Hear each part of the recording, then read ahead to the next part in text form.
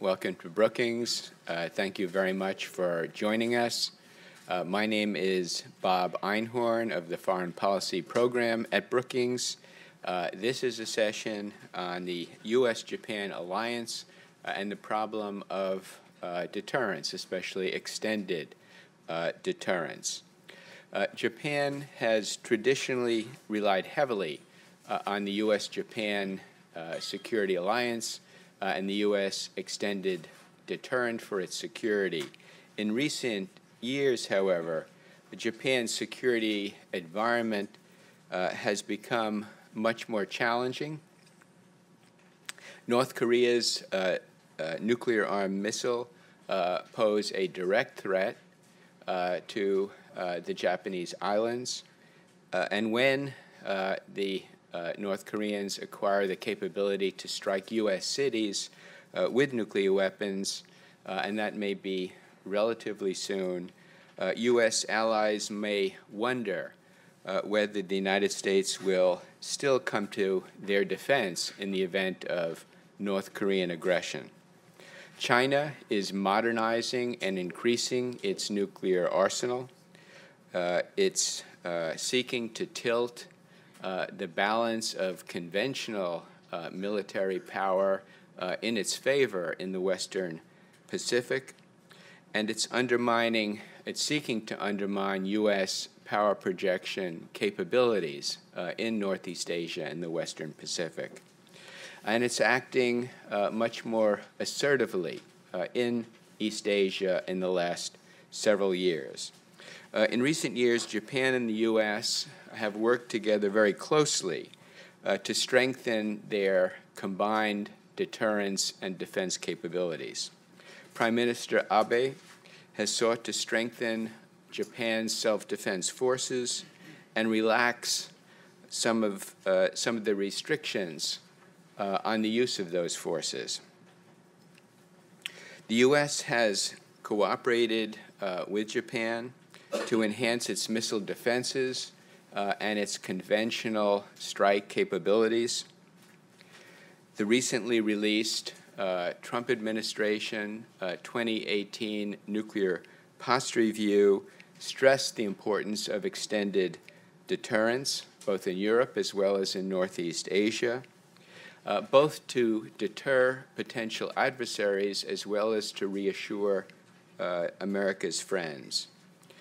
In addition to underlining the continuing role of the U.S. nuclear triad and now a modernized, upgraded U.S. triad and enhancing extended deterrence, the 2018 NPR proposed two supplemental nuclear capabilities that the Trump administration believes could strengthen deterrence in Northeast Asia: a low-yield sea-launched ballistic missile and a nuclear-armed sea-launched cruise missile.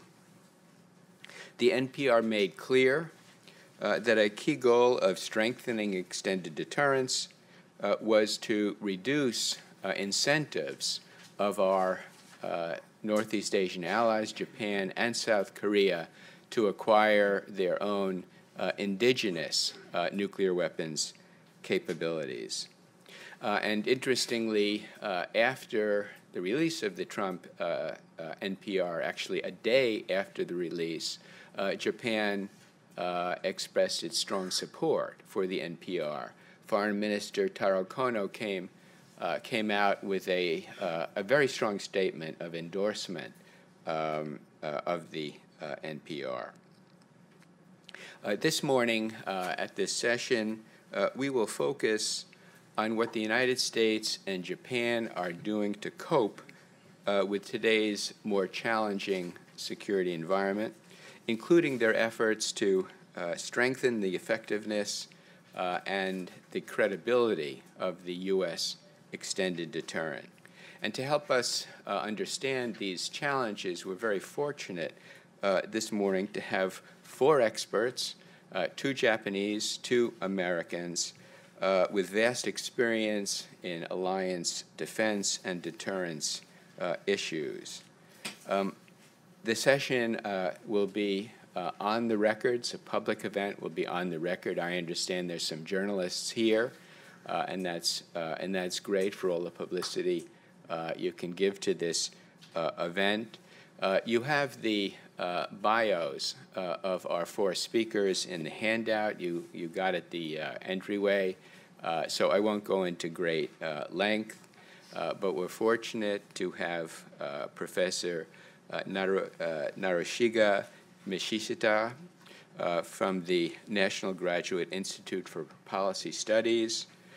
We have Elaine Bunn, former Deputy Assistant Secretary of Defense for Nuclear and Missile Defense Policy, General Noboru Yamaguchi, who is a retired three-star former commanding general, Ground Research and Development Command of Japan's Ground Self-Defense Force, and Eric Higginbottom, Principal Research Scientist, Center for International Studies at MIT. We welcome you all. I will ask each of the panelists to come up to the podium and speak for around 10 minutes, and then I'll invite them up to the front here. I will, as moderator, ask a few questions, and then we'll open it up to our audience. So with that, you have the floor.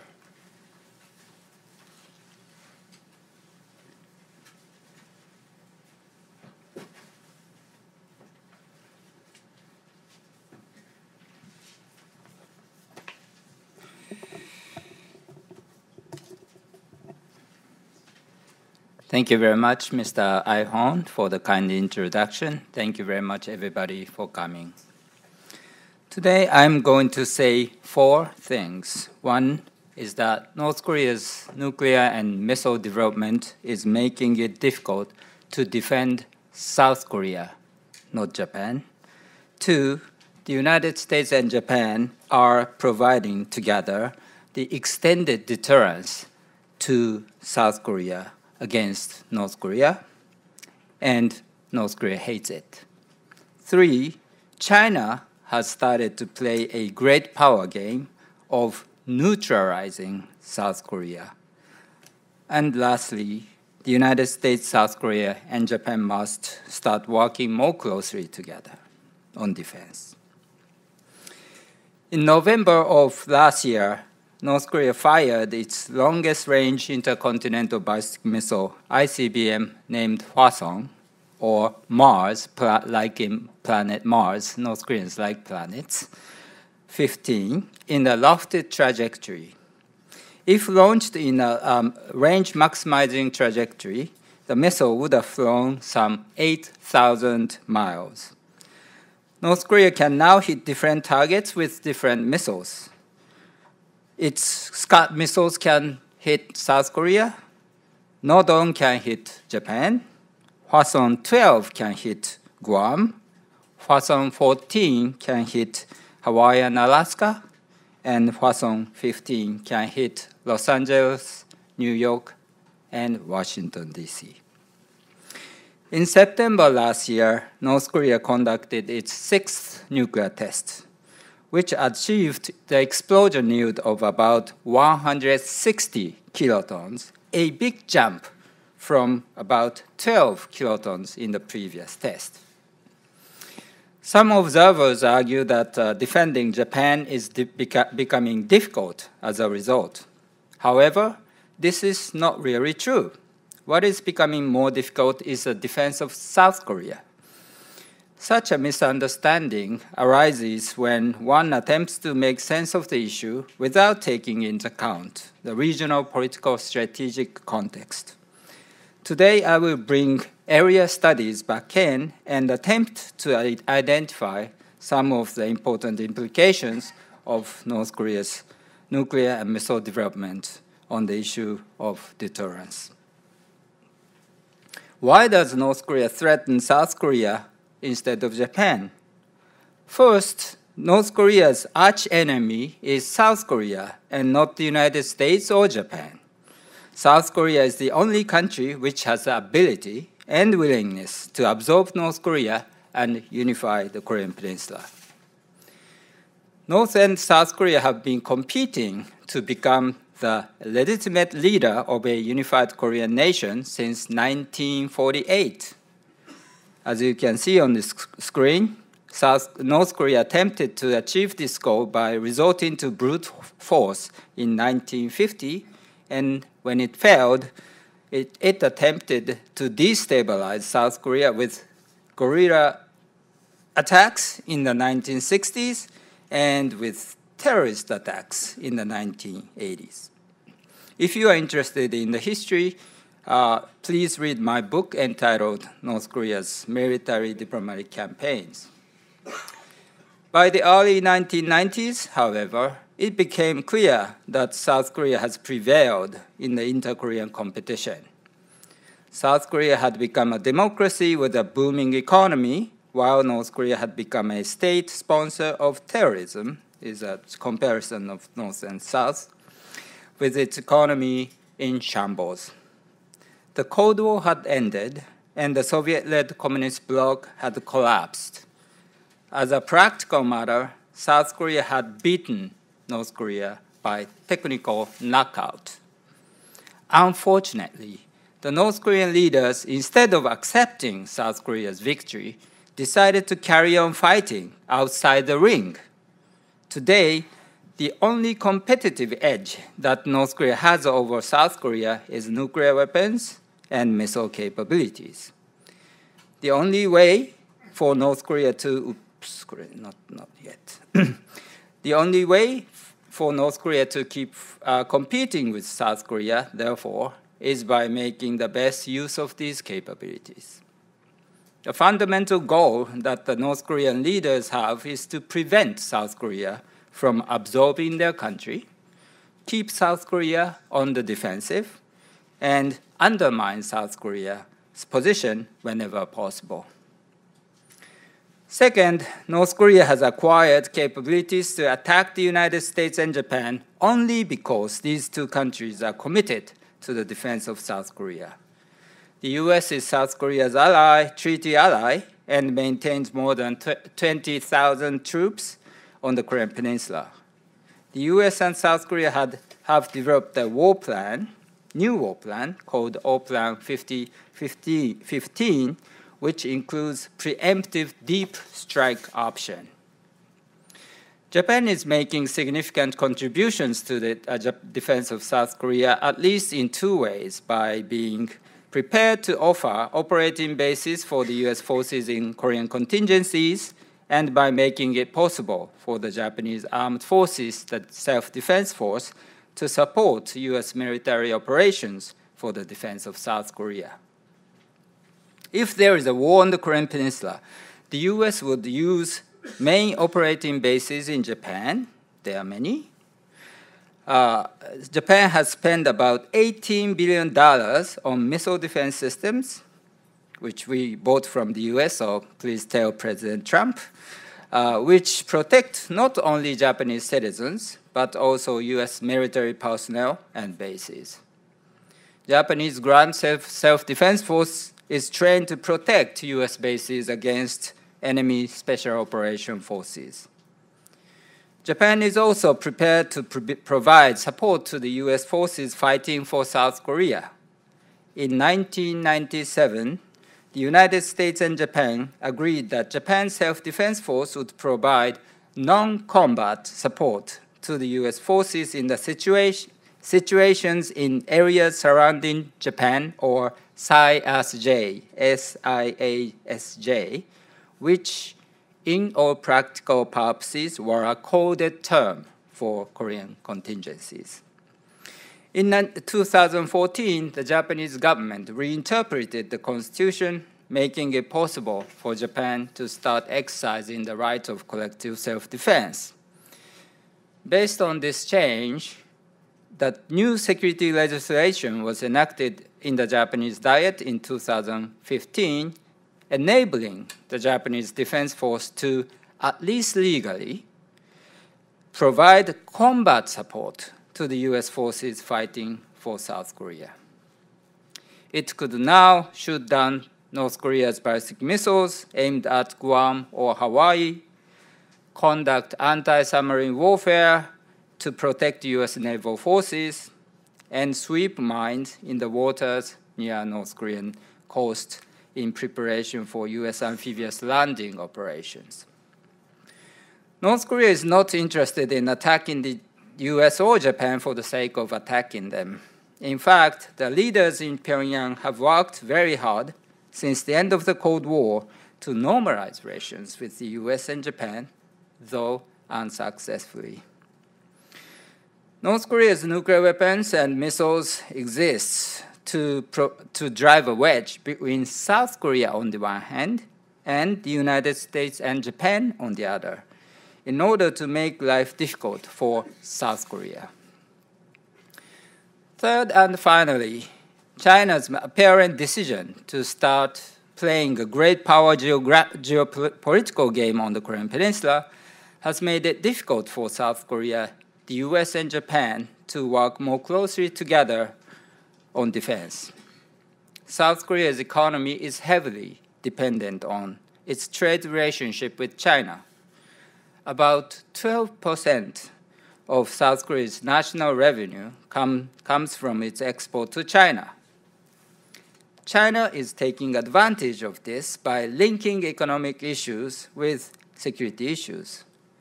Faced with massive pressure from China, South Korea has tacitly pledged to China that it would not allow the US to deploy additional missile defense assets in South Korea, that it would not become part of the US-led missile defense system, and that it would not allow the US ROK Japan Security Cooperation to develop into a tripartite alliance.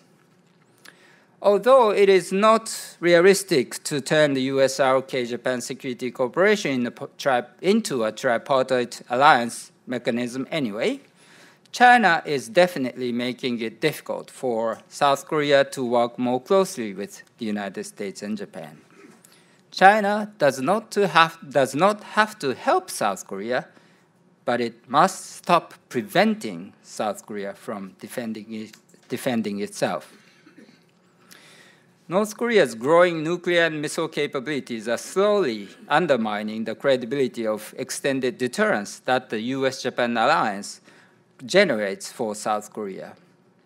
With the longer-range ballistic missiles armed with nuclear weapons, North Korea can now intimidate the US and Japan by saying, if you help South Korea, we would attack you with nuclear weapons, or by asking a question such as, would you be willing to sacrifice Washington, New York, and Tokyo for Seoul?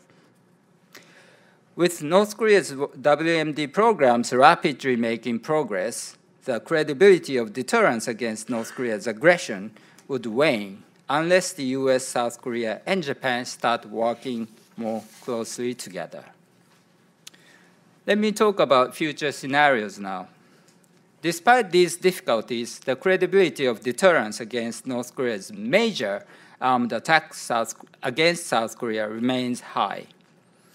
If North Korea undertakes an all-out attack, the US and South Korea would invoke their war plan, which would involve aggressive counter-offensive actions. Even North Korea would not be able to come out with impunity in such a scenario. What worries me most in the short run is North Korea's limited military strikes against South Korea. With a nuclear North Korea armed with ICBM, security experts believe that the stability-instability paradox is emerging on the Korean Peninsula. If North Korea has a capacity to attack Guam, Hawaii, and the US mainland with nuclear weapons, that would create a situation of mutual deterrence and increase stability at the strategic level.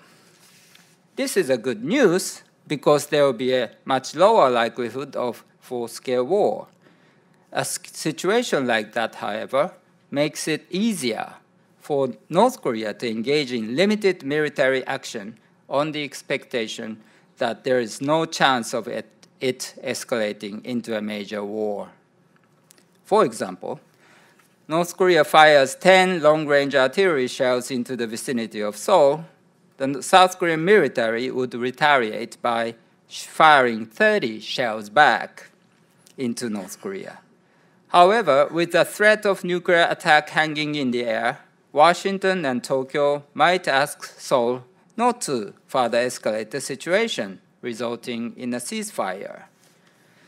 Tightly integrated in the global market, South Korea's country risk premium would shoot up as a result, possibly causing a capital flight.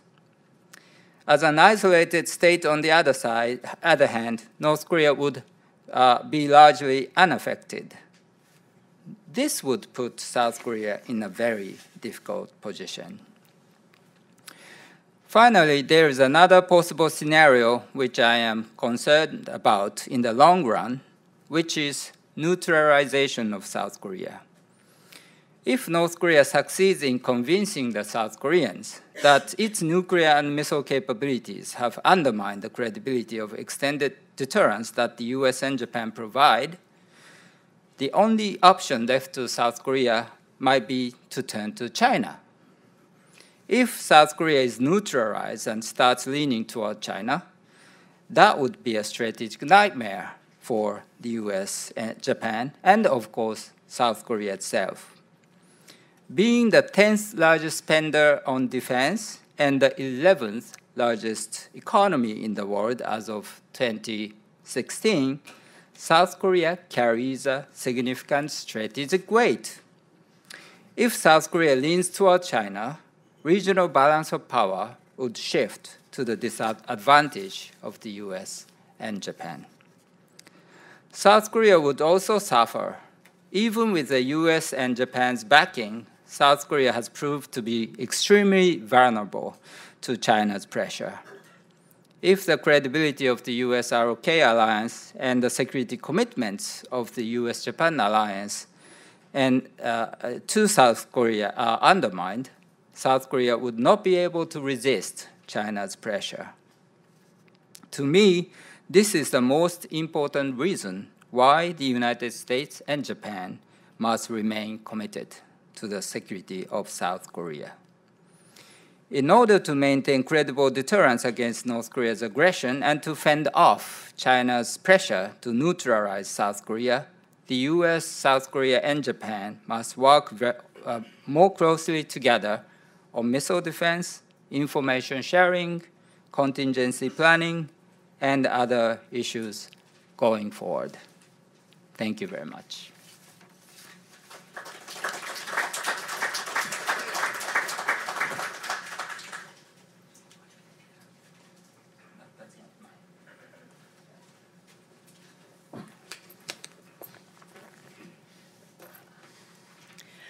Good morning, and I want to say thanks to Bob Einhorn, to Brookings, and especially to Maeve Whelan-Wiest for inviting me to participate in what I think is a very important discussion on an important topic. We have on our panel two Japanese security experts, and I do very much appreciate the fact that Michi put the topic into the broader regional context. And we have an American regional expert, so my perspective today will not be as a regional expert, but as someone who has worked deterrence and extended deterrence issues for most of my career. My perceptions are based on my time in government dealing with the Japanese, particularly on nuclear issues. From my first visits to Japan, discussing the Intermediate Range Nuclear Force Treaty negotiations in 1982 to the last 4 years of the Obama administration when I served as Deputy Assistant Secretary of Defense for Nuclear and Missile Defense Policy. And in that role, co-chaired many meetings with allies, consulting on deterrence issues, and including the extended deterrence dialogues with Japan. I think the essence of all alliance deterrence discussions can be boiled down to dialogues addressing who are we worried about, what are we worried about they're doing, and together, what can we do about it? How do we deter it? What is it that you will do? What will we do? What will we do together? Only a part of that is extended deterrence, that is, what we do for somebody else. And only a smaller part still of that is about extended nuclear deterrence. Small part, but a very important part. On the who are we worried about, my perception of Japan's perception of the threat is that North Korea is an immediate nuclear threat to Japan. Not surprising, as Michi just mentioned, North Korea's 6 nuclear tests, missile tests by the dozens over the last several years, and North Korean rhetoric threatening Japan, particularly if they get involved in something on the Korean Peninsula, or even support U.S. forces which are based in Japan. Running neck and neck with North Korea is China, with its more assertive actions, particularly in the South China Sea, which then Japan is concerned about what they might do in the East China Sea and the Senkakus.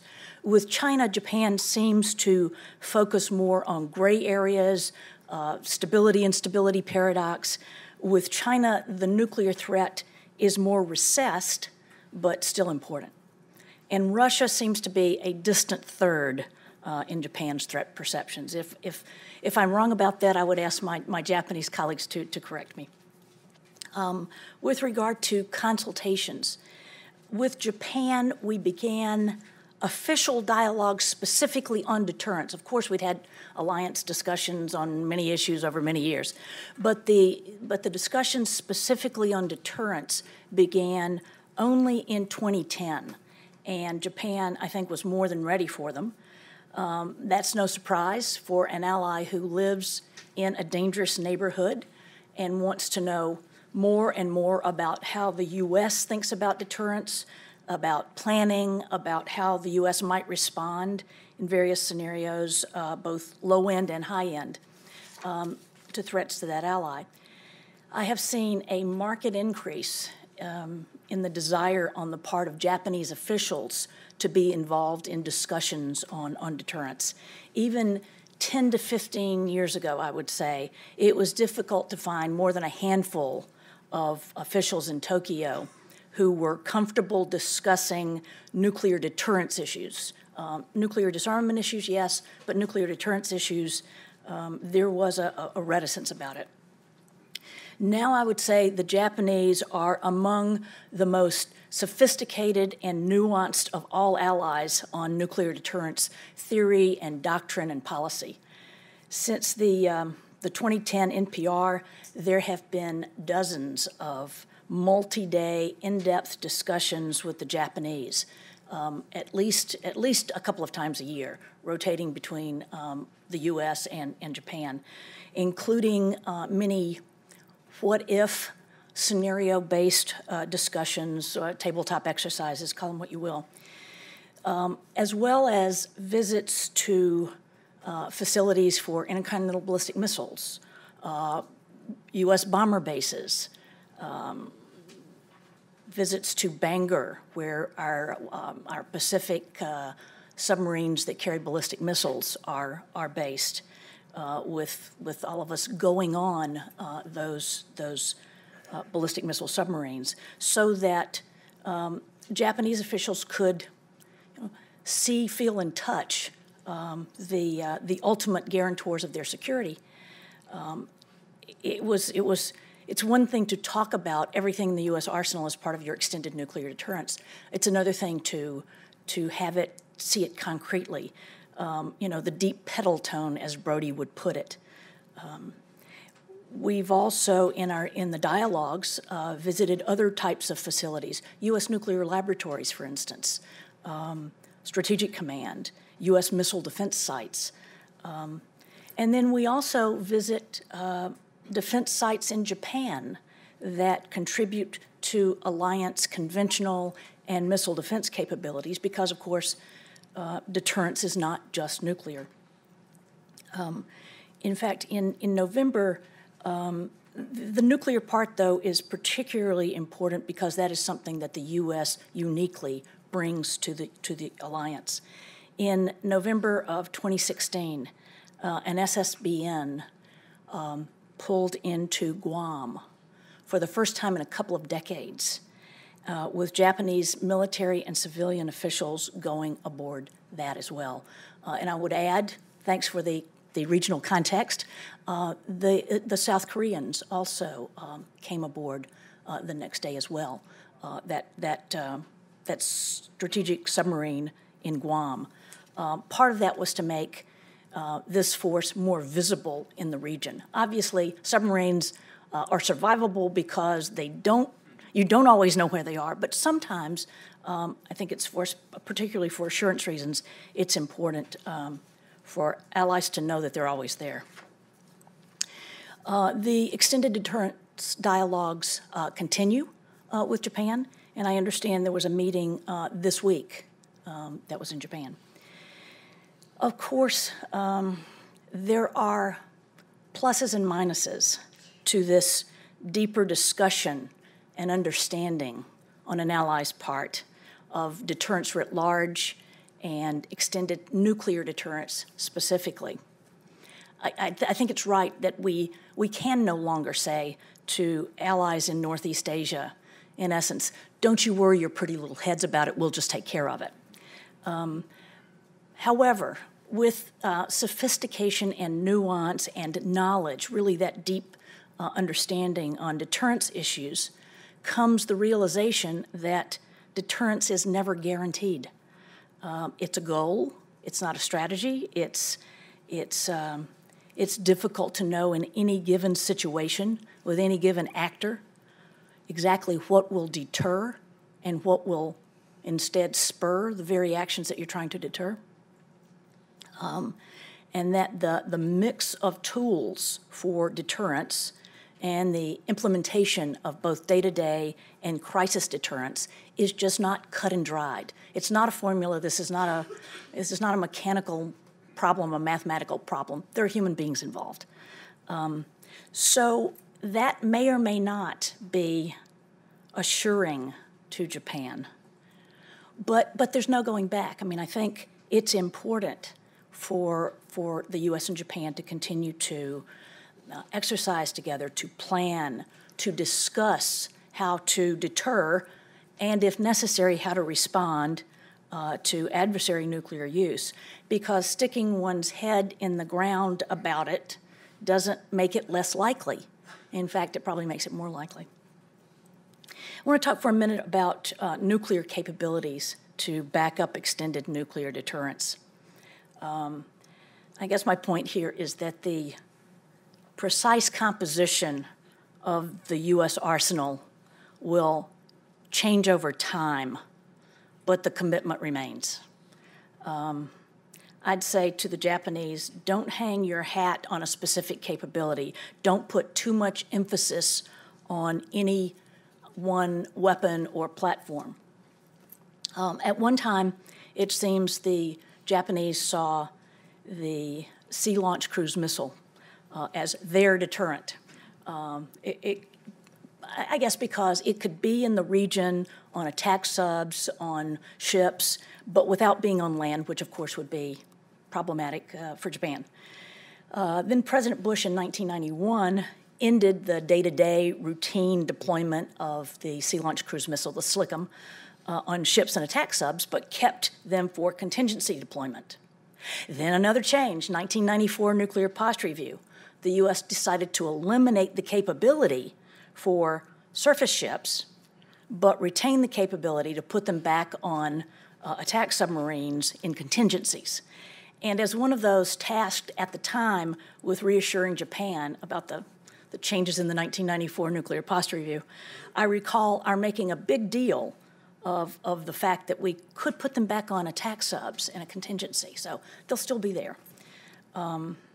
Then the 2010 nuclear posture review came along and decided to eliminate that capability as well. And so then I found myself saying to the Japanese that everything in our nuclear arsenal is part of your extended nuclear deterrence capabilities, which is true. but it does say be careful how you, how you assure your allies.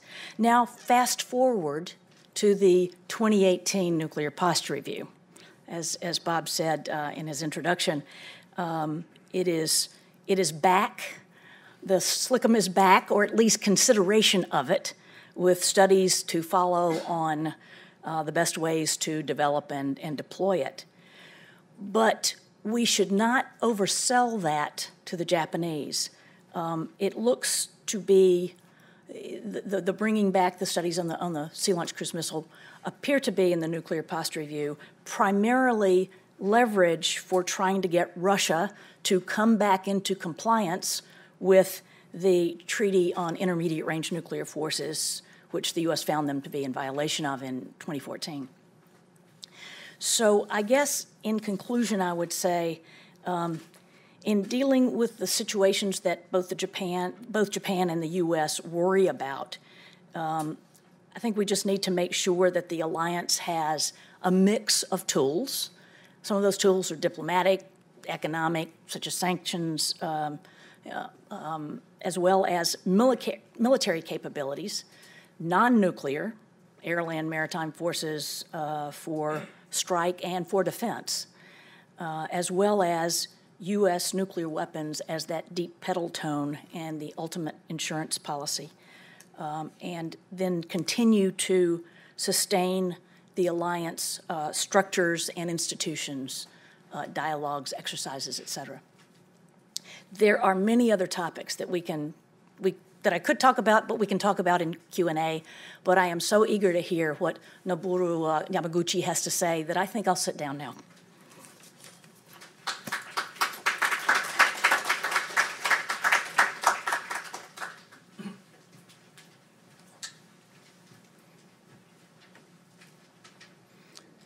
Can I use the PowerPoint? Good morning. My name is Noboru Yamaguchi. I'm really glad to be here to talk about extremely timely issues. And also, I'd like to thank to Bob Einhorn and Brookings, and as well as Richard Bush, who invited me to this occasion.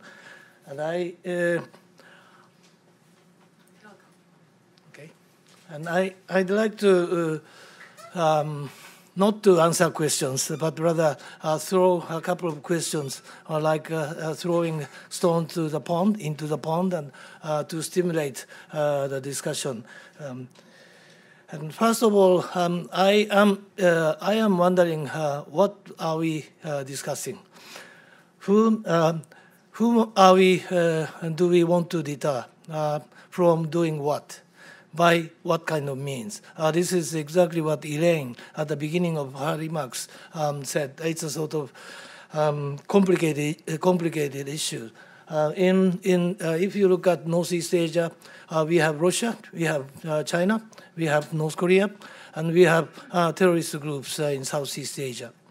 So whom are we deterring from doing what? Is one of the biggest questions, at least we need to start thinking of.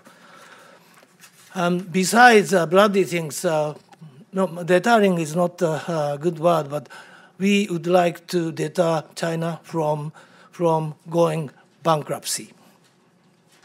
That is a big difference between Soviet case. We didn't care about Soviet bankruptcy at all. But if we look at China, if China sneezes, some of the countries may catch cold. Such kind of complex. A friend of mine used to call China as a frenemy, and how we deter China from what? That is one of the good questions.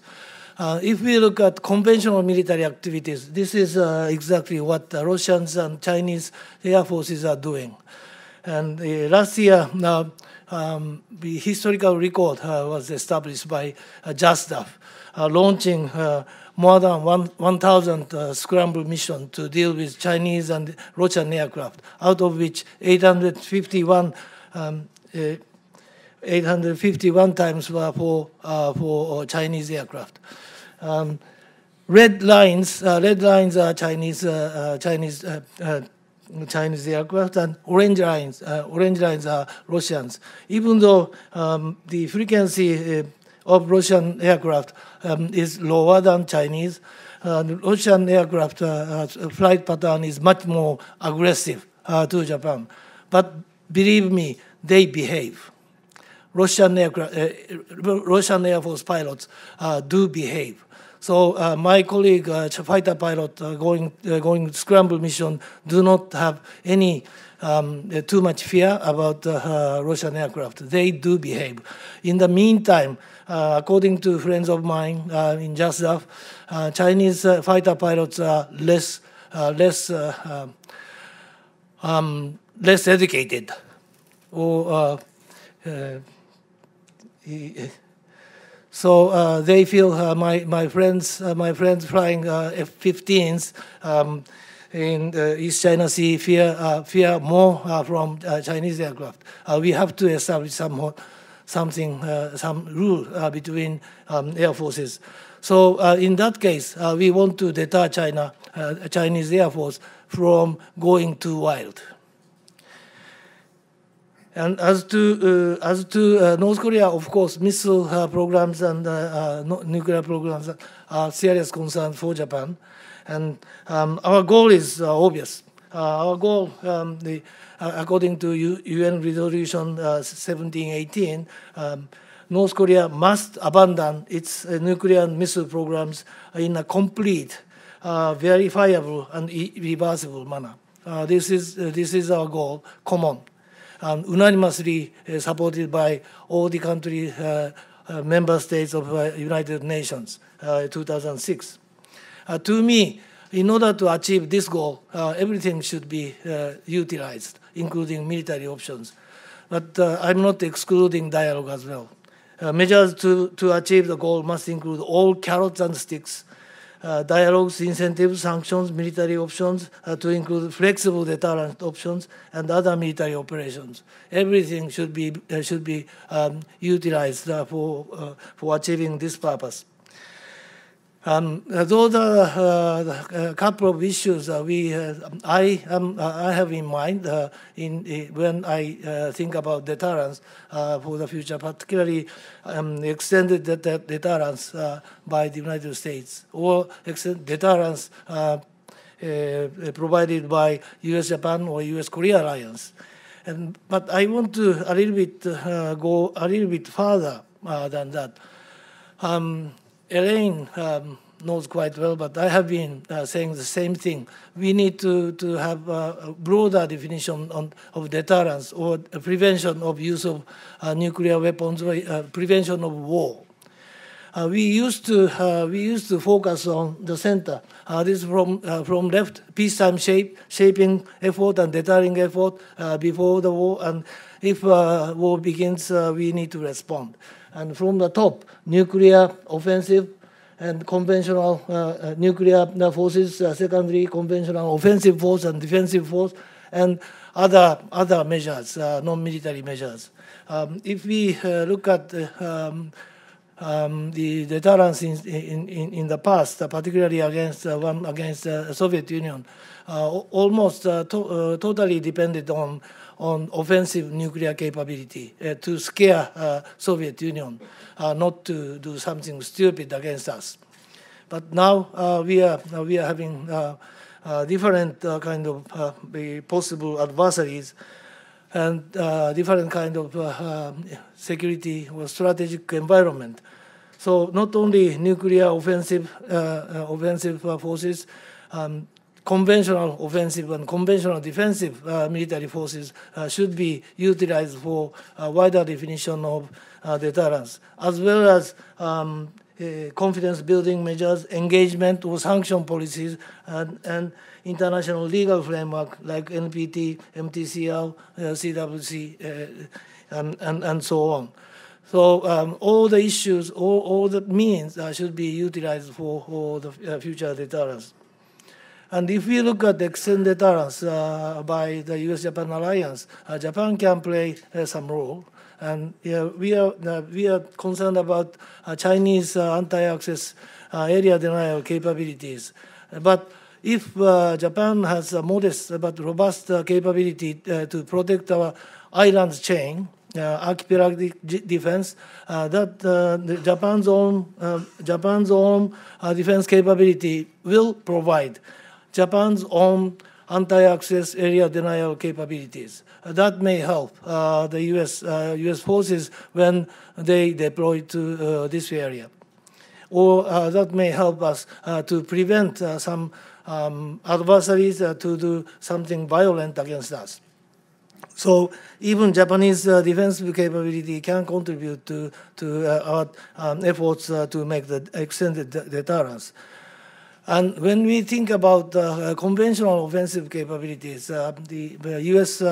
demonstrated last year, both in early April, U.S. launched 60 Tomahawks against Syrian Air Force, out of which 59 hit exact targets at the same time.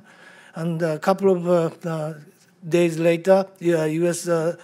tested what we call MOAB, massive ordnance air burst in Afghanistan.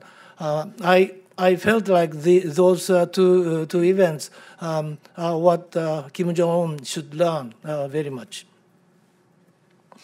And finally, I'd like to touch upon a couple of issues and problems, particularly regarding North Korea or Korean Peninsula. We would like to see non-nuclear peninsula. Now, of course, we have to eliminate nuclear program of North Korea, and we don't want to want war on the peninsula, and we don't want to see chaotic situation in Korean Peninsula, particularly in North Korea. But nowadays, I feel like those three issues may have somehow different priorities. Even Japanese, of course, and Americans are leaning towards to put more emphasis on non-nuclear part. And bad news. More advanced nuclear and missile programs by North Korea, and North Korea's political and economic stability is questioned, and lack of trust among relevant parties.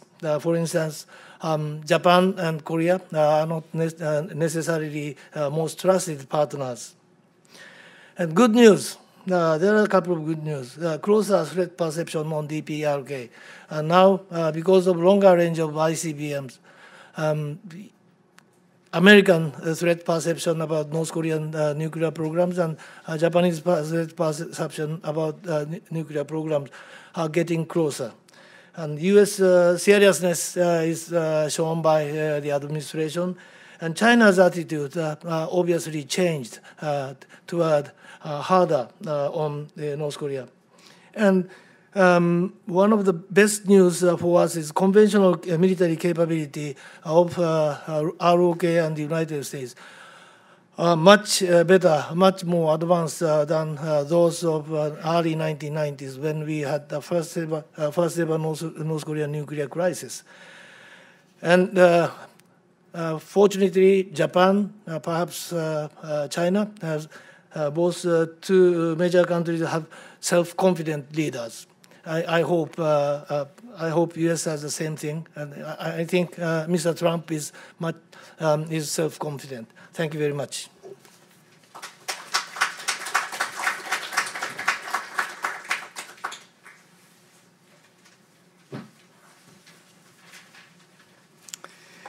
Good morning, and thanks to Richard, Bob, and Brookings for having us all out. Those were terrific, insightful talks, and I'm feeling especially challenged since our Japanese participants were more eloquent and better speakers in English than I will be. I faced a bit of a dilemma in preparing for this, in that the strategic ground was covered, and the American side was also covered in ways that I could not pursue. So just to confuse you, I will give an overview of Japan's public discussion on extended deterrence, or really more accurately, what I, as an outsider, find striking about that discussion in Japan. The discussion is evolving very quickly, but I do want to review the bidding and just remind ourselves, go back for a moment and consider the broader landscape in Japan. There are as many positions in Japan on extended nuclear deterrence as there are in the U.S. on most security issues. One could break Japanese thinking into three broad camps or categories. The first would be pacifist or anti-nuclear positions that want Tokyo to disavow extended nuclear deterrence, legalize the three non-nuclear principles, and throw Tokyo's weight behind global zero or global disarmament. The three non-nuclear principles, of course, commit Tokyo to disavow, to disavow the possession, manufacture, or introduction of nuclear weapons into the country. But it's not legally binding on the government. Without doubt, pacifist sentiment has declined markedly over time, particularly in the Diet with the collapse of leftist parties. But it's not an entirely spent force, and at the popular level, it continues to serve as a powerful constraint. At the other end of the spectrum are nationalists or Gaullists who distrust the U.S. security guarantee and advocate an autonomous nuclear capability. This group has gained some ground and includes some high-profile figures like Tamogami Toshio, a retired Air Force chief of staff and a prominent right-wing figure who I think is now under suspended sentence for campaign irregularities, but nevertheless is a force out there. From an objective standpoint, even most advocates of that autonomous position admit that the public is not ready. In a survey by the think tank Genron in December 2017, only 12% of Japanese were in favor of Japan acquiring nuclear weapons, whereas 69% were opposed. The third group is international relations or security realists. These individuals, who now dominate the defense discussion, view extended nuclear deterrence as Japan's only realistic option. In addition to political constraints, they advance a number of other compelling arguments against producing a Japanese nuclear weapon. From a technical perspective, they observe that Japan lacks size and strategic depth, and this would complicate the construction of a survivable nuclear force. A second objection is expense. Given the lack of strategic depth, many see ballistic missile submarines as Japan's only option if it did pursue nuclear capabilities. By my back-of-the-envelope calculations, the life cycle cost of a submarine-based deterrent might be in the order of $5 to $8 billion per year for the 30 or 40-year lifetime of those systems. That could consume something on the order of 10 to 15% of Japan's defense budget, depending on how you project that over time, over that period. And at the same time, building weapons would undermine the NPT, the global non-proliferation effort, and invite criticism of Japan. Perhaps most importantly, it might also signal a loss of faith or confidence in the U.S. security guarantee and negatively impact U.S. support for the alliance. Realists, therefore, look to buttress extended deterrence rather than replace it. Most agree that Japan should make itself an indispensable ally of the United States and integrate its military capabilities to the extent possible. Integration will assure U.S. involvement in any conflict, in part by making U.S. forces a target that cannot be differentiated from Japanese forces. And Japan's increased defense contribution will, in this view, also give Japan a greater say in alliance decision-making, to include decision-making on nuclear issues. On those grounds, realists championed the 1997 and 2015 guidelines on U.S.-Japan security cooperation, as well as the military legislation passed in 2015. All of these committed Japan to a larger role in regional security and the further integration of U.S. and Japanese military forces. Assuming that Japan does have more scope to make its voice heard, and I think it does, what does Japan want from the United States in terms of extended deterrence? On this question, a fairly clear pattern, I think, is evident. In 2009, the Congressional Commission on Strategic Posture of the United States invited input from the Japanese Foreign Ministry. At the time, it was rumored that the Japanese group expressed concern about the forthcoming elimination of TLAM-N, the Navy's nuclear cruise missile. Foreign Minister Okada then smoothed things over by denying that Japan was worried about specific capabilities. But according to a report last week by the Union of Concerned Scientists, the Japanese position actually went beyond what was reported at the time. Mr. Akiba Takeo reportedly submitted a statement that called for the United States to maintain nuclear weapons capabilities that were flexible, credible, prompt, discriminating, stealthy, and sufficient to dissuade. In other words, he appealed for the United States to keep tactical nuclear weapons as well as robust overall nuclear forces. In the same statement, he suggested the United States should place nuclear deterrence at the core of U.S. Japan security arrangements. Mr. Akiba does not appear to have been an outlier in the discussion. He's recently been promoted to the most senior bureaucratic post within the Foreign Ministry. He's been an instrumental figure in the extended in the discussion of extended deterrence. Last month, Foreign Minister Kono Taro said, as Michishita observed, that he greatly appreciates the Trump administration's new nuclear posture review. The two key changes, or at least two key changes in that document, were first, the increased emphasis on nuclear weapons as a means to deter not just nuclear war, but also conventional conflict as well. And second, the commitment to develop a range of low-yield or tactical nuclear weapons. There was some surprise at Kono's support for the NPR, since he's generally regarded as a moderate on foreign policy and a liberal on domestic issues. But Kono has frequently taken realist positions, and his support is quite consistent with the views of many others. The former ambassador to the United Nations, Sato Yukio, published a book about extended deterrence last year, also falls into a similar category. He argues against both an autonomous capability and the deployment of U.S. nuclear weapons to Japan. But in his book, he links the control or prevention of conventional conflict, including gray zone conflict, to the U.S. nuclear deterrent. The concept of seamlessness is central to the logic, both of Sato and to many government statements. Indeed, it appears in almost all recent government statements on defense and deterrence. In this case, seamlessness is both lateral across the alliance and vertical from non-lethal up to nuclear. Japanese diplomacy on gray zone conflict is backed by the Coast Guard and the policing of disputed areas. The Coast Guard, in turn, is backed by the self-defense forces in a manner that should be seamless. Once the military is engaged, the U.S. alliance is active. Sato cites the 2015 guidelines on defense cooperation, that the alliance should be seamless, robust, flexible, and effective. And he links the seamlessness and synergy of the alliance back to the nuclear commitment, which is also made explicit in the 2015 guidelines.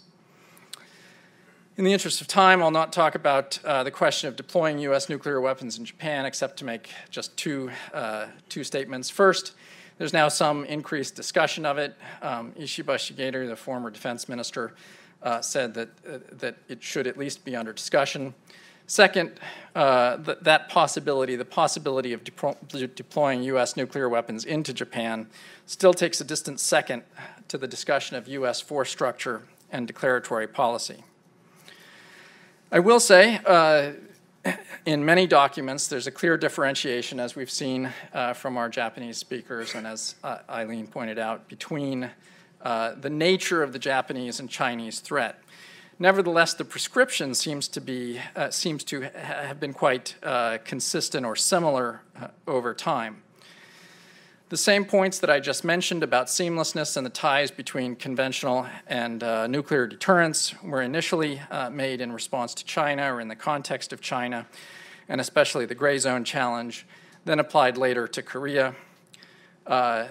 In a minute that I have left, I can't really go into much detail on the differences, but I do believe the differences between the two cases are enormous, at least from the perspective of American interests. China's a nuclear-armed major power with continental scale. and a survival and great resilience as a state. It has a no first use policy and a modest but survivable nuclear force. If war did occur, it would have no reason to strike first, assuming that the U.S. were not trying to effect regime change or using conventional weapons to destroy China's nuclear systems. The U.S., for its part, still enjoys a number of advantages in conventional warfare and has little reason to initiate nuclear war or to push for regime change in China. Hence, even in the context of a high-intensity conventional conflict, which itself is a low-probability event, both sides would probably look to limit the scope in important ways, much as they did in Korea in 1951. To be sure, there's always a risk of miscalculation and escalation, but in the China-U.S. context, there's a reason that our dialogue with them falls under the heading of strategic stability and that it places great emphasis on escalation control. I'm not an expert on North Korea affairs. Bob is, and many others of you in the room are. But since I promised to contrast, I would characterize North Korea as a highly unpredictable one-man state, and it's a very different case. Yes, Kim Jong-un has little reason to undertake some kind of bolt-from-the-blue attack on the South, much less a bolt-from-the-blue nuclear first strike. And yes, the nuclear program is intended as a backstop for regime security. But we have very little idea about how Kim defines regime security. It's not entirely fanciful, as our other speakers have pointed out, to imagine that he might use crises to drive more wedges between the ROK and the United States, or that he might provoke nuclear crises or actual small-scale conflict to drive third-country nationals from Korea and damage the South Korean economy. Under these circumstances, the logic of a tactical U.S. capability might be somewhat more compelling. We might not want this capability for a deliberate first strike against North Korea, but we might want it under certain circumstances. For example, if blood had been spilled, nuclear forces in the North had been moved, and we believed that nuclear use might be imminent. Today, we might think we could launch some kind of a preemptive or preventive war using conventional forces, but under the context or in the context of an actual crisis or military conflict. That may be much harder to pursue. Sugio Takahashi at NIDS has made this case about extended nuclear deterrence with regard to North Korea. So this is not a developed argument for or against tactical nuclear weapons, just an observation that important circumstances with regard to China and North Korea differ, and North Korea may edge us or nudge us to a different place than we've been for the last 25 years, with important consequences for strategic relations with China and others. And I will leave it there. Thank you.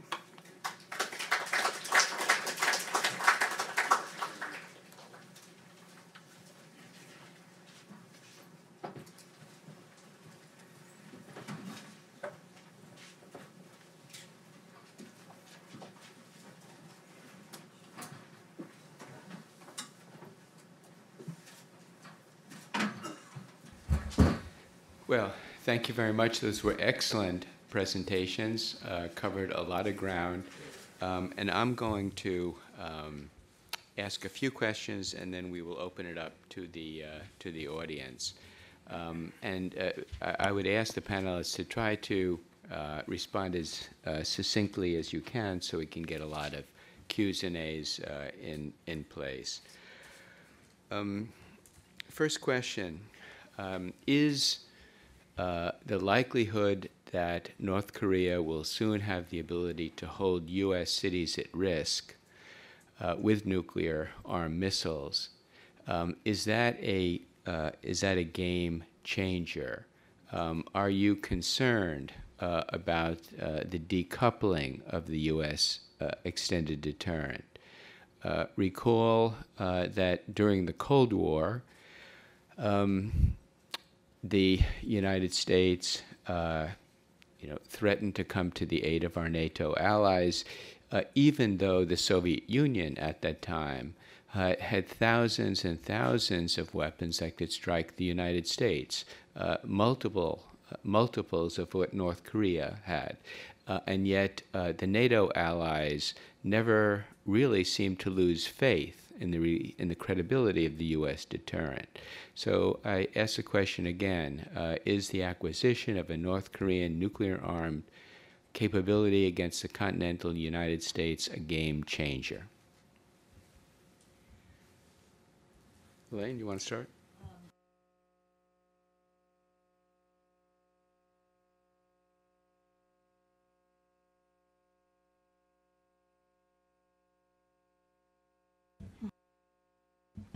Okay. I think it depends on which game and from whose perspective as to whether or not a North Korean ICBM would be a game changer. If you're looking at whose perspective, is it North Korea's? They may think that they can, by holding the U.S. at risk, make us back off in coming to the defense of our allies. I don't think that's true. Our allies, whether it's Japan or South Korea, they may worry that that would be the case. Again, I don't think it's true. And then when you talk about in the U.S., whose perspective, is it U.S. security experts? I think they would agree with you. That is, the U.S. has long been at risk from ICBMs and SLBMs. I mean, Russia and China have far more of those capabilities than North Korea can ever hope to have. And the U.S. has still fulfilled its commitments to allies. And also, in addition to that, I think the U.S. is working very hard not to be at risk from North Korea. You just look at the fact that our missile defense program has, for over multiple administrations, been focused on our homeland missile defense, national missile defense has been focused on specifically North Korean capabilities. And so, yes, mixed test record, but we have been working hard to improve that. 9 months ago was the successful test against an intercontinental range missile. So in both cases, if we were at risk, I think we would still uphold our commitments. And we're trying hard not to be at risk from North Korea, which should be reassuring to allies. I would note that it probably doesn't help some of the public discussion and political discussion in the U.S. when we say, that's the line, we cannot accept an ICBM that can target the U.S. on the base from North Korea. That I could understand if that makes allies wonder if that means we could accept a risk to them, but not to the U.S. But then I remind them that we have, for a long time, been concerned about threats to them as well. I mean, that's the reason for the cooperation with Japan, which is more advanced than with any ally on missile defense. Who else? Yeah, as to the question about game changer, if it is a game changer, this is scary to Japan.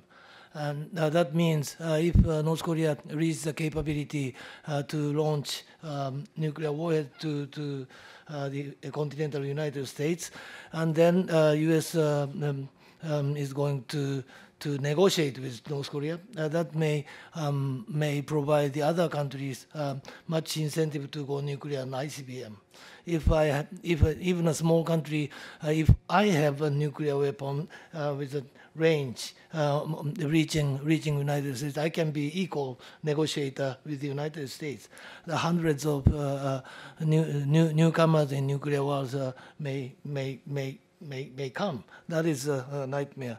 As to the decoupling question, I don't agree with the decoupling argument, but rather coupling. This is a coupling phenomena, because if the U.S. is totally safe from North Korea's nuclear weapons, while allies are not safe, that may cause a decoupling.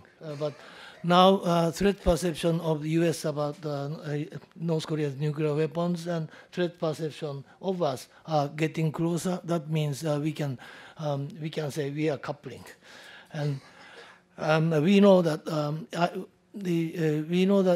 it may be there may be remaining question whether their hydrogen bomb is small enough to mount on the ICBM warhead, or the ICBM has enough capability to survive at the re-entry phase with very extremely high temperature.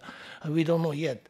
But we know that if that is the case of Nodon or shorter range missile, they can carry the 500 kilogram warhead at the expense of range. That means those missiles have been able to reach Japan, South Korea, and China and Russia. I think when we talk about this, we have to kind of break this discussion down into wartime scenario and peacetime scenario. I'm a little more worried about peacetime consequences of nuclear ICBM. Because in wartime, North Korea would be able to, might threaten the U.S. From helping South Korea, pretty threatened in order to prevent the U.S. from helping South Korea. But I mean, if ever North Korea actually use nuclear weapons against the U.S., they would know what would happen, right? So I mean, the credibility of nuclear deterrence against the U.S. would not be high. So it's a good news. But peacetime, it's like, serves as an important psychological and political symbol, right? And it is this question that you ask itself is in a way scary, because some people think that it might become a game changer, right? That means the U.S. might not be not be able to remain committed to the defense of South Korea anymore, right? Or to the defense of Japan. So, and given the fact that isolationism in this country is on the rise, if combined, if these things are combined, it can cut, can bring the situation in a really negative way. So, I mean, it can cut both ways, certainly. If you think this is a game changer, you might be encouraged to do more to enhance your deterrence and defense capabilities, but at the same time, you might decide, American people might say, well, why do we have to remain committed to the defense of South Korea or Japan when we are threatened? So I'm a little more concerned about political consequences rather than strategic military consequences. Erica, you... Yeah, just briefly, just a few points.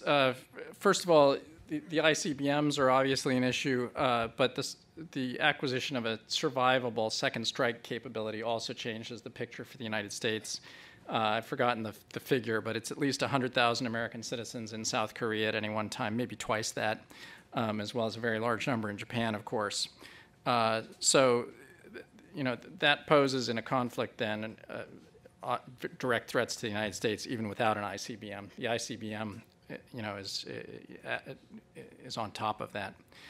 Second point is just this case differs a lot from the Soviet case, I think, in that the Soviet Union, I think, despite some miscalculations, proved itself over time to be risk averse. Not only is North Korea risk accepting, but it manipulates risk fairly consciously. The closer analogy may be China. A number of people have said, well, we accepted the risk that Mao with a nuclear weapon could be deterred. Why wouldn't we do the same with North Korea? I would say the difference there is that even by the time Mao died, which was some 12 years after China first tested a nuclear weapon, China had no capability to hit the United States. It had an extraordinarily small nuclear force. It didn't gain that capability until, I believe, the 1990s or early 2000s.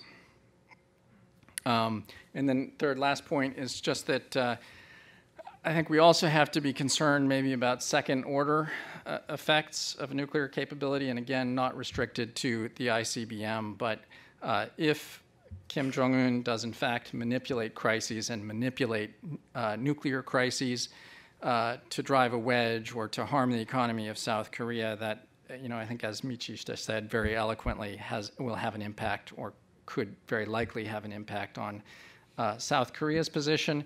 And that, in turn, I think could influence the debate in the United States, where we already have populists on the one hand calling for less activism overseas, and a number of academics outside of the Washington area calling for an offshore balancing strategy.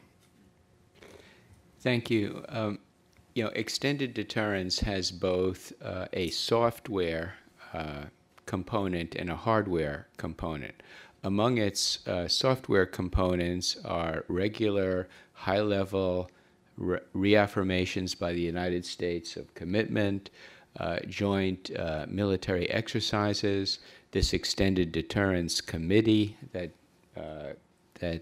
convenes periodically.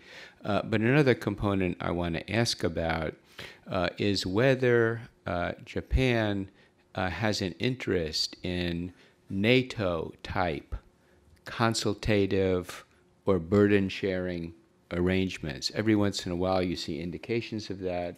I'd like to hear Japanese thinking about that, as well as the American response about the appropriateness of replicating some aspects of NATO deterrence arrangements. And then that's one question. On the hardware side, what is most important to Japan in terms of augmenting hardware?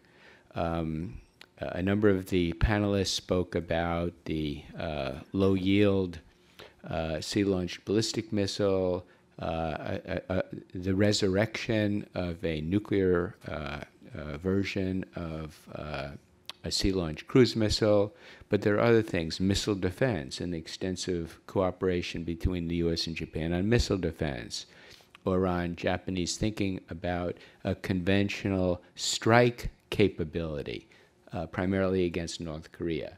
So two questions. One, about a NATO-type extended deterrence arrangements. Is there interest in Japan? And second, what are the hardware fixes that could augment extended deterrence?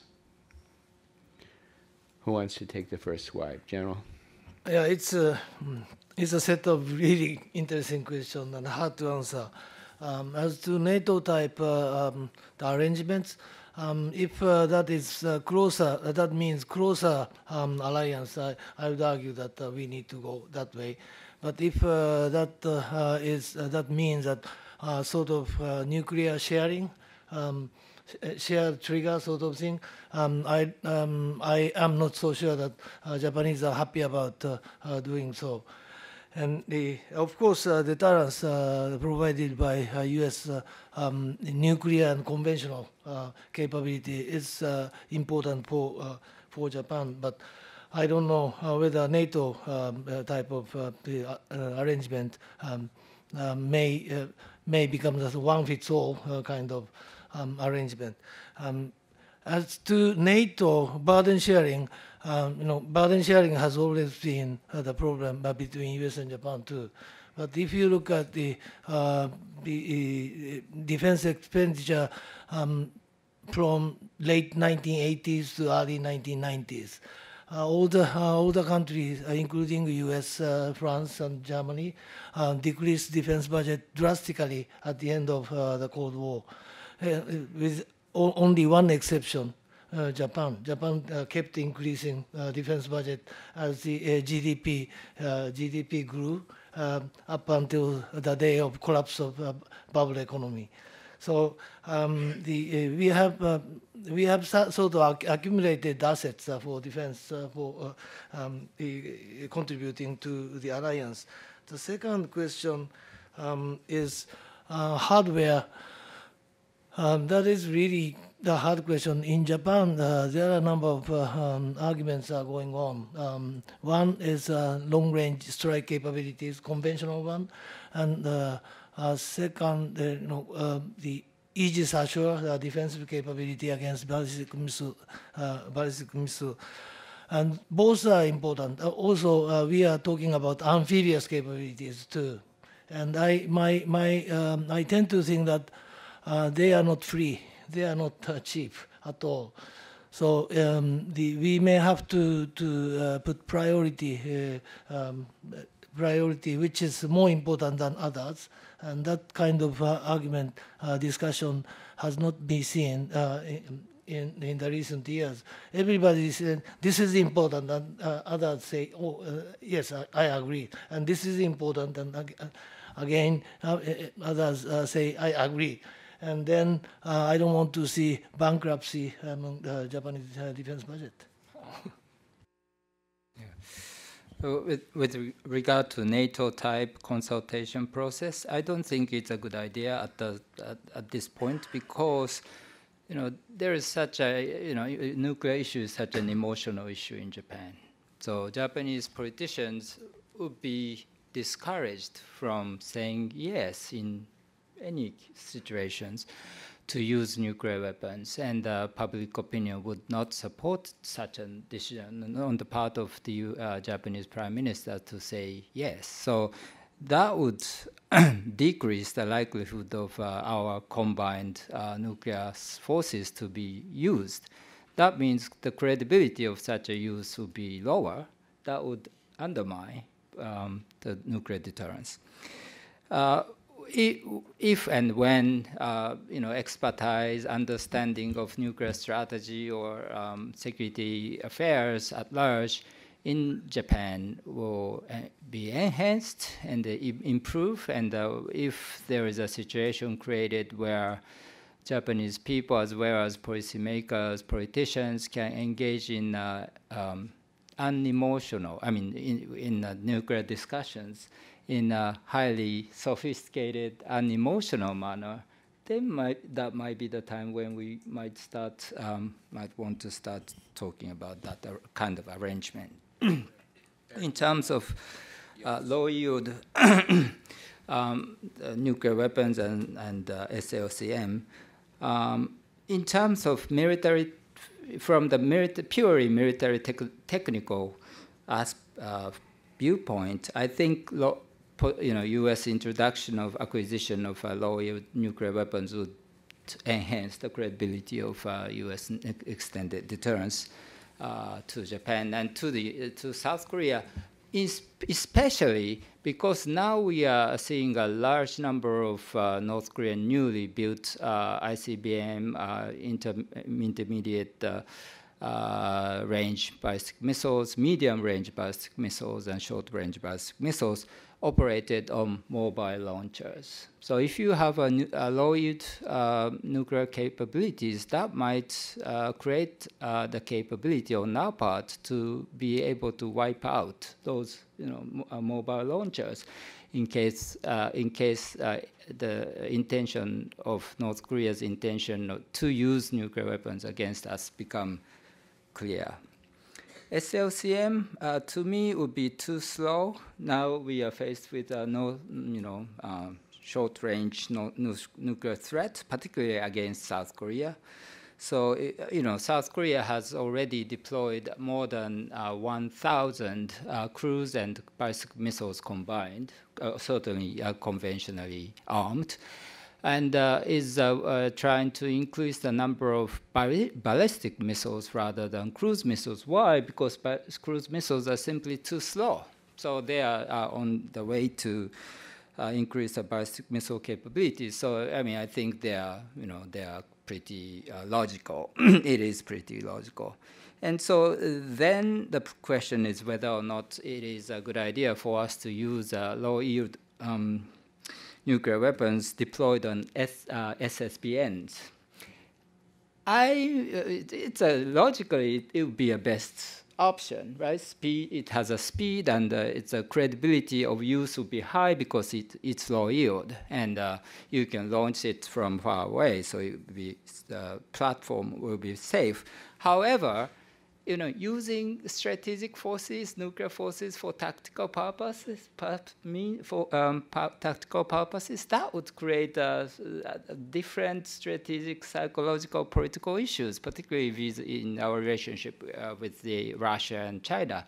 So, that I have given you a tactical, very limited assessment of whether these are a good idea or not, but we have to think, then start taking account of broader issues when we come to a final decision. So that discussion of deploying tactical weapons into Japan is really just starting, and I think Professor Narushige is correct that that's primarily because of the domestic constraint, which would be almost as great as that on an indigenous Japanese nuclear weapon. But this could change over time. Just in terms of would this be effective? So 2 questions here. Would it be effective for deterrence? Would it be effective for assurance? In terms of assurance, what we're really talking about here are perceptions. So in this case, it's the partner's perception of the adversary's perception of risk. So there's a whole lot of perception in there. And from that perspective, maybe deployment into Japan might have a calming effect on Japan. It would have probably an uncertain effect on North Korea. But I would say the circumstances are quite different than the circumstances that we had at the height of the Cold War in the NATO case. In that case, we were sprinkling nuclear weapons around to artillery battalions and other maneuver units around a battlefield that we anticipated would be overrun. So there was almost a guarantee that these things would be used. That's a very different situation than we have in Japan today. No one's expecting Honshu to be overrun by anybody's forces. And if we put them into Japan, they would almost certainly be survivable. So again, yes, maybe an impact on perception, but probably not on really the mechanics of deterrence. As far as Japanese equipment is concerned, the strike option has really gained huge momentum, and I'm expecting to see it in the next budget. In fact, I think in the proposed budget, there's a study of the JASSM-ER, a U.S. cruise missile system with a range of about 1,000 kilometers. And of course, Japan is working hard on ballistic missile defenses, including, I think now, a commitment to deploy the Aegis ashore. BMD, of course, you want it, but in my view, the only thing that really would influence deterrence is, our nuclear weapons themselves. The Japanese strike option, probably based on cruise missiles, those take a half an hour to an hour to arrive at their target. North Korea has mobile missiles, and it can probably hide them. Japan has very limited reconnaissance. Essentially, it wouldn't provide anything that the very large stock of U.S. cruise missiles doesn't.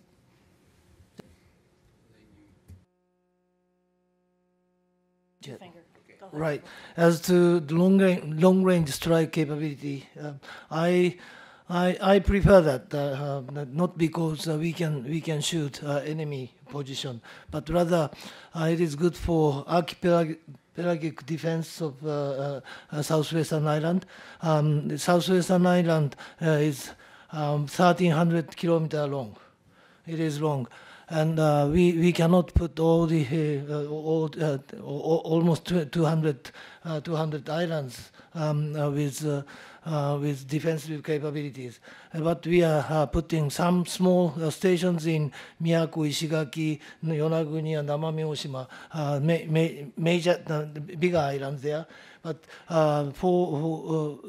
to provide them with fire support, we cannot put all the artillery pieces on those islands, but rather if we have 100-kilometer long cruise missile, or maybe 500 kilometer may be enough to support, for instance, Miyako from Okinawa main island. I just wanted to address the NATO-like issue. I think sometimes with Northeast Asia allies, this whole NATO-like arrangement takes on something that's mystical and magical. I would say that Japan has what most NATO allies have in terms of a NATO-like arrangement. Unless you're talking about the small subset of countries that have dual-capable aircraft and U.S. bombs, nuclear weapons deployed on their territory, which is a small subset. The rest of NATO allies have consultations, which are very much like what we do with the Japanese. In fact, I would say that you can get into more in-depth discussions and consultations when there are 2 allies involved and not 28. So in a sense, it's an even deeper kind of consultation. And there are other ways that non-nuclear allies can participate in even in nuclear deterrence. For instance, what we call in NATO, it's called SNOCAT, support to nuclear operations with conventional air tactics. Has to be an acronym for everything. And that really is flying support alongside bombers. Well, both Japan and South Korean fighters have flown alongside U.S. nuclear-capable bombers in Asia as they fly assurance missions, deterrence and assurance missions over South Korea. The Japanese and the South Korean fighters sort of hand off, depending on which airspace they're in flying support for those bombers. Sure. I'm going to abuse the prerogative of the chair just one more time, and then we'll open it up to questions. And I'll ask three short questions. One, and Eric touched on this in his remarks, but question is, how does Japan balance 2 critical objectives, nuclear disarmament and extended deterrence? Especially want to hear from our Japanese friends on that. Second question, is interest in Japan growing for an indigenous Japanese nuclear weapons capability? Again, Eric touched on this a bit in terms of his typology of the various interests involved. But what could be done to, what factors would increase or decrease that interest in a Japanese nuclear weapons capability? And third, a hobby horse of mine, I'm sorry to inflict it all on you, but I'm looking at possible outcomes for U.S. DPRK engagement on the nuclear issue. I'm very skeptical that engagement, even with tremendous maximum pressure deployed, I'm very skeptical that North Korea is going to abandon its nuclear weapons capability completely and soon. And so I advocate at least exploring the possibility of a phased approach to denuclearization that could start with an interim freeze on North Korea's nuclear and missile capabilities. There might be a commitment to the eventual complete elimination, but that would be well down the road and no guarantee that that would be ever achieved. So my question especially to our Japanese friends, is what would be the reaction in Japan to that approach, to an interim freeze that could cap missile testing, nuclear testing, production of fissile material for nuclear weapons. So it would cap that capability for some significant period of time, but would not eliminate it right away. What would be Japan's reaction to that? So three questions.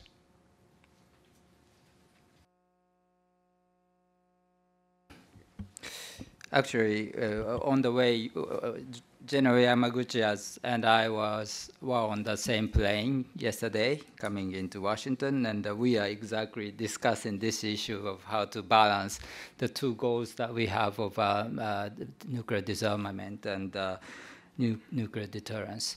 Well, we might be hypocritical in the sense that on the one hand, we always call for nuclear deterrence, disarmament, and we are, regard ourselves as one of the leaders of the world in that effort.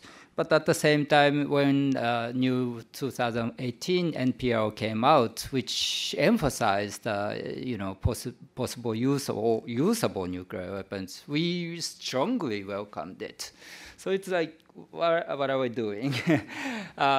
Theoretically, we can make sense of it by saying, For now, so the second goal is a second agenda, strong, robust nuclear deterrence is a short-term goal, and the first goal is a long-term goal, which can be achieved only through the process in which we make a lot of effort to enhance deterrence, both conventional and nuclear, and make the world a better place, more peaceful place. So that in one day we'll start taking care of the first goal in a more realistic manner. So that's my I would say so, if I'm asked. Second, Japan's independent nuclear forces. I don't think Eric said the 16% supports that. 20, okay. Although those people do not understand how costly, how difficult to introduce, deploy, how difficult it might be to coordinate, how difficult it might be for us to come up with a nuclear strategy.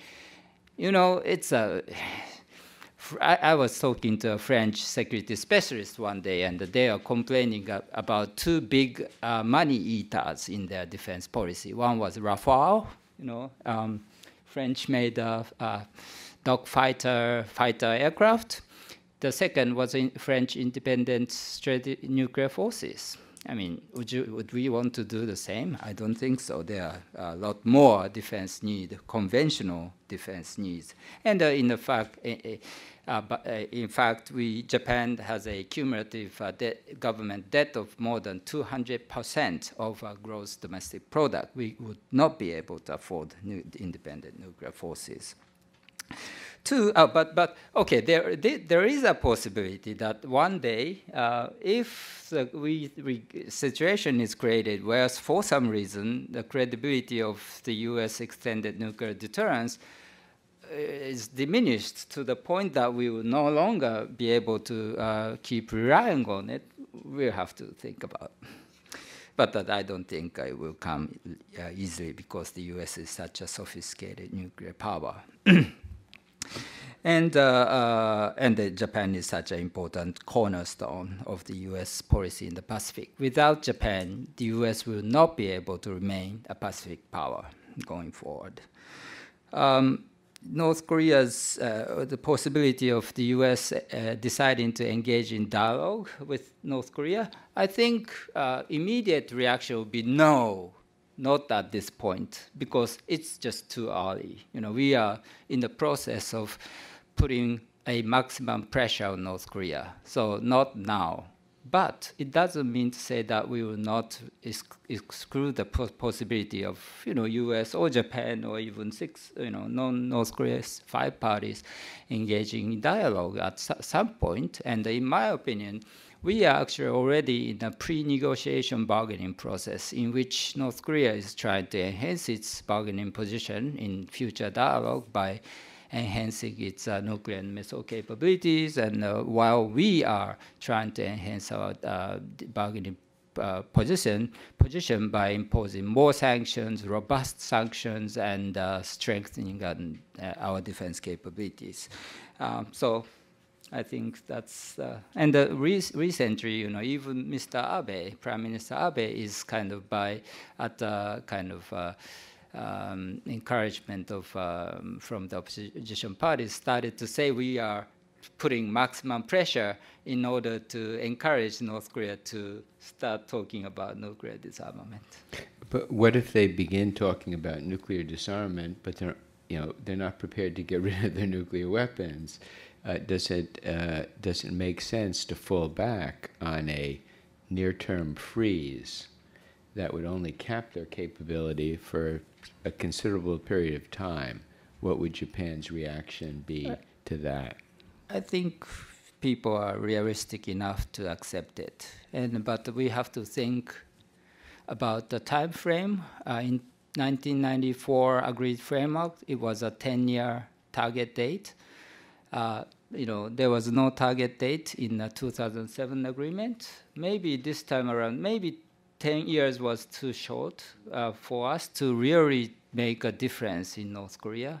So maybe 20 years, 15, 20 years, I don't know. And what kind of party should be in, and what kind of phase process that we have to talk about. And I would like to ask you and we have to learn lessons from past experience. For example, agreed framework was poorly designed agreement because it said until the light water reactors were completed, construction of it was completed, we were supposed to provide 500,000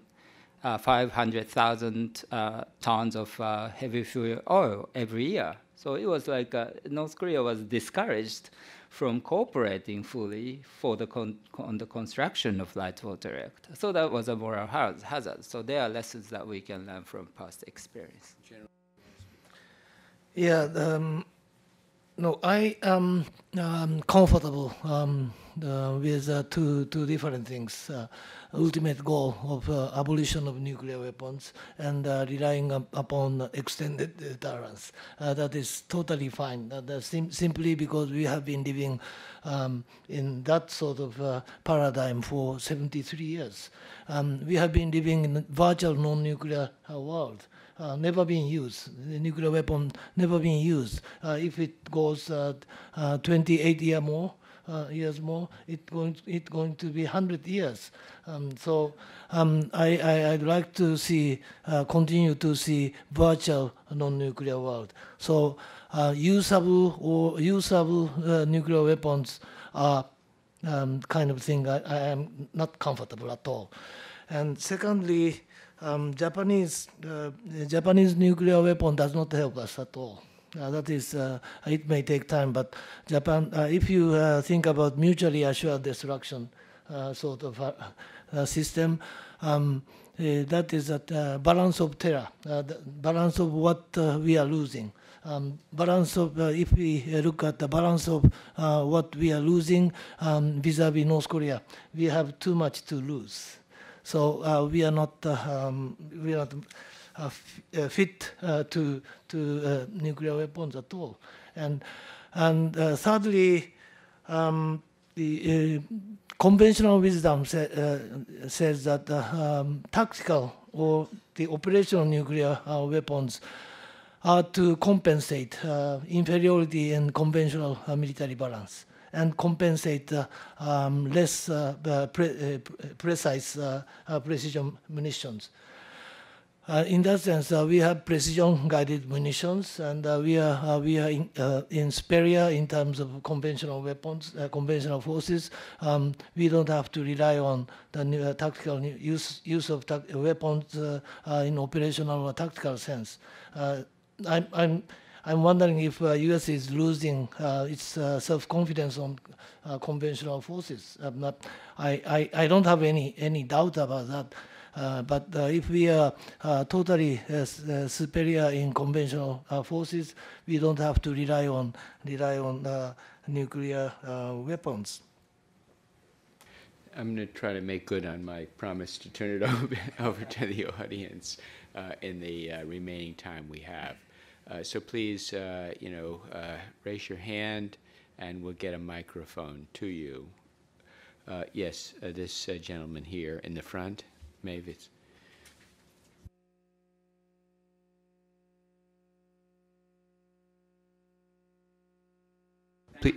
Please identify yourself if you could. Nakai, Reagan Foundation, Japan native, U.S. citizen. I am 100% for Japan going nuclear, not against. I think Japan is a grown-up, no longer a teenager. So I think they better take some initiative. I'm not saying they should break up the treaty with the U.S. No, that's not what I'm saying. I'm saying they should take initiative, not only because of North Korea, but because of China, belligerency. They should take the leadership in the Pacific Asia. But I had 2-3 questions on that, but Bob took it away from me. So my question is, just a minute. Yes, your best question. Okay, yeah, that's what I'm trying to do that. Can somebody talk about NPR, the new one just came in, 2018. Can you guys talk about that for me? Thank you. Why don't we take a few questions and then we'll answer them in a group. Yes, a question in the back there in the middle.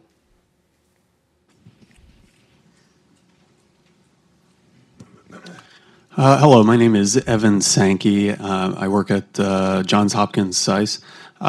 One of the speakers mentioned the INF Treaty, responses to Russian violations of the INF Treaty, and I was hoping you guys could talk about that a little bit more. I've heard that the Pacific Commander Harry Harris recently mentioned that the INF Treaty might be something of an impediment to American strategy in Asia.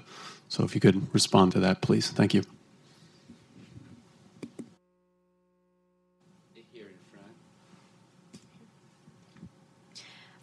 My name is Mila Jasper, and I'm a journalist with the Medill News Service. My question is more about China, and I'm just wondering if you think that China still considers North Korea to be a buffer state, and how that would affect how the U.S. and Japan deals with security in that region, and if that contributes to China driving a wedge between Seoul and Washington. Okay, why don't we answer? Don't feel, I asked the panelists, don't feel you have to respond to every question or that you even have to respond at all. But you have the opportunity to address these three questioners. Who wants to start?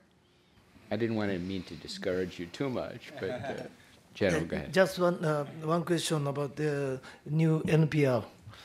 I have parts I like it, and I have parts I don't like. But most favorite part is non-proliferation part. New nuclear posture review cares about number of nuclear weapon states. It says U.S. is minimizing the number of nuclear weapon states. That is what I like. But I'm a little bit frustrated about the fact that there is no little mentioning about how we reduce the number of nuclear weapon states. If U.S. is ready to elaborate how we should reduce the number of weapon states, starting with North Korea, perhaps I would be happier.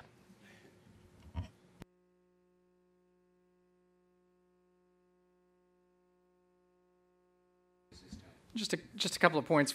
First, to one question that wasn't raised, but the comment on an indigenous capability.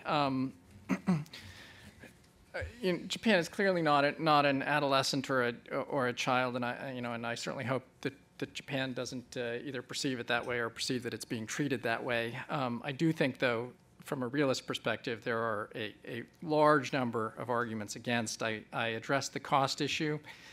To me, the biggest concern is that this undermines the U.S. Japan alliance. So there's already quite a bit of fear within the defense establishment and elsewhere about entanglement from a U.S. perspective. So this is really, the shoe is now very much on the other foot from where it was during the Cold War. And I think, especially if Japan acquires a nuclear capability that is aimed at China in the context of deterring any type of conflict, to include gray zone conflict, I have great concerns about what that might do to the alliance.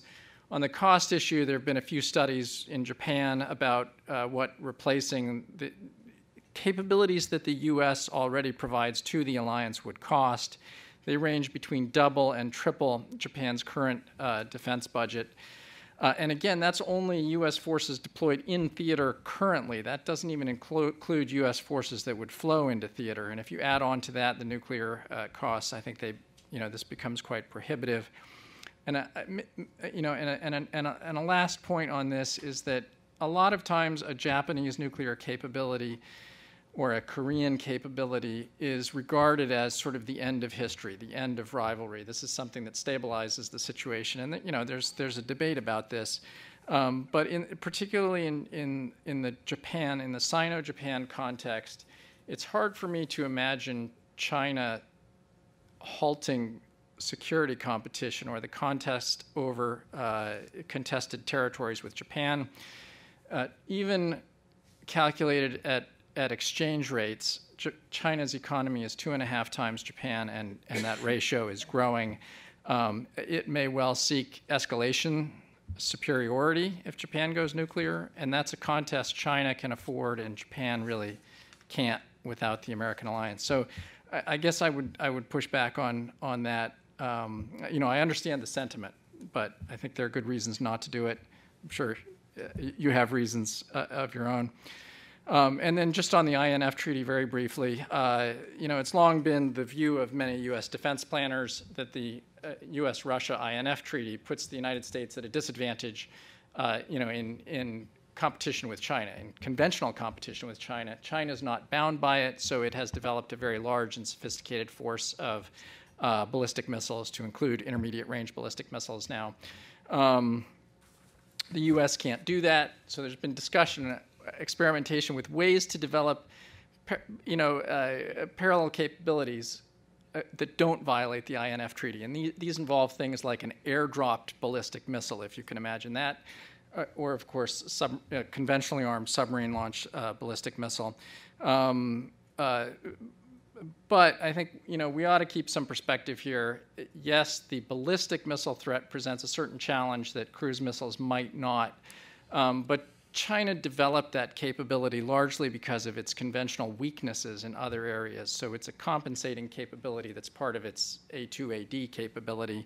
The U.S. has many other strike means, a very large force of cruise missiles. It's got stealth systems. You know, seed capabilities, all kinds of capabilities that bring to the table the same menu of options. So, you know, I think sometimes that's discussed out of context. I'll just add to that, the nuclear-armed sea-launched cruise missile has sometimes been portrayed as a bargaining chip to get the Russians to give up their ground-launched cruise missile that's in violation of the INF Treaty. I think the U.S., this planned nuclear sea-launched cruise missile has a number of functions. It's to, you know, it's to fill a perceived gap in deterrence. It's to counter and respond to the Russian violation and to serve as a bargaining chip. Several weeks ago, Secretary Mattis suggested that it was a bargaining chip. We'd be prepared to give it up if the Russians would stand down from their INF violation. A lot of people in the U.S. bureaucracy were upset with what Secretary Mattis said because they believe that we need it to close this gap in deterrence. The Japanese in particular are happy with the resurrection of a nuclear sea-launched cruise missile, so let's not bargain it away. Let's develop it and deploy it. So I don't think the U.S. position is fully resolved yet. There was a question in the back. Can I just address the INF issue? Okay. I'm glad to see that as a SICE alum, I'm glad to see that the SICE question on INF is getting a lot of attention. So just to be clear that everybody in the room understands, it is ground-launched cruise missile and ballistic missiles between 500 and 5,500 kilometers in range that are prohibited by the INF Treaty. What the Russians have done is developed and now deployed a ground-launched cruise missile, the SSC-8, that violates that treaty. So whether it is an impediment, is the INF Treaty an impediment to the U.S.? Tell me where in Asia the U.S. would or could deploy on land a ground-based cruise or ballistic missile. I don't see it. I don't see where it is, and therefore I don't think it's an impediment to us.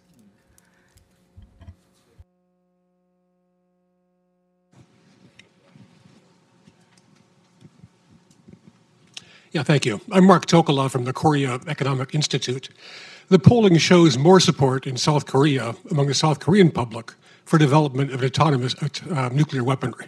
I think it's superficial and unlikely to happen, but if they did, what would that do to Japan? Would Japan be more inclined to follow suit if Korea developed its own nuclear weapons? What would it do to Japanese-South Korean military relations? Thank you, Mark. Thank you. Diane Perlman, George Mason School for Conflict Analysis and Resolution. Elaine, you mentioned that deterrence is not a guarantee, and there are situations in which it breaks down. And there's a huge body, really profound body of work that was done mostly in the 1980s on deterrence theory, spiral theory, Jervis, Ned Lebo. Ralph K. White said deterrence, if it works if it's accompanied by drastic tension reduction. Also, people are more dangerous when they're afraid and when they're threatened and provoked. So this paradigm, it's kind of like a Newtonian paradigm, force, counter, force, pressure, coercion, doesn't have an end game, or it doesn't contain the seeds for its own resolution. And there's also, in the field of conflict analysis, there's no looking at what's the underlying conflict about, analyzing it, what do the parties want, what are legitimate goals, and also no mention of the tension reduction that's going on now between North and South Korea, and outside the box strategies for transforming the conflict. It's difficult, but just reducing tension as an organizing principle and addressing the underlying conflict. Thank you. So we've run out of time, so we're going to allow each of the panelists to take his or her last licks, answer these questions, and make any concluding remarks that you will. Okay, let me address the question that was raised by the lady in the front. So is North Korea serving as a buffer for China? I think so. And there are actually two more reasons why North Korea might be useful for China. Because in my opinion, North Korea is like functioning as a lightning rod for China. Because when, before North Korea started to make a fuss, who was that, which country was in the center of world attention in terms of security? China. We are always talking about the South China Sea. There was a, ruling by International Court of Arbitration. So China was on the spot. But when North Korea started to make a fuss, that world attention has been diverted away. So it's useful for China. And also China, as I said, North Korea is making it hard for South Korea to solely rely on the U.S. or Japan. Therefore, South Korea is almost forced to look to China. So, North Korea is working to the benefit of China. So, therefore, we know that there is a limit to what China can do about North Korea. However, good news is China is putting pressure not to the extent that would make the North Korea collapse, but to the extent that which would make North Korea feel pretty bad pain. So I think that's the kind of game that China is playing, and China is trying to strike a good balance between those two objectives, somewhat contradictory objectives. So we keep our fingers crossed and hope China will keep doing a good job. Elaine, why don't we just go down the row? Sure. Noba talked about the NPR underlining that it cares about non-proliferation, about the number of nuclear weapon states. I would say that extended deterrence is, among other things, a non-proliferation tool. It's a non-proliferation tool for the states over which we do have some influence, that is our allies.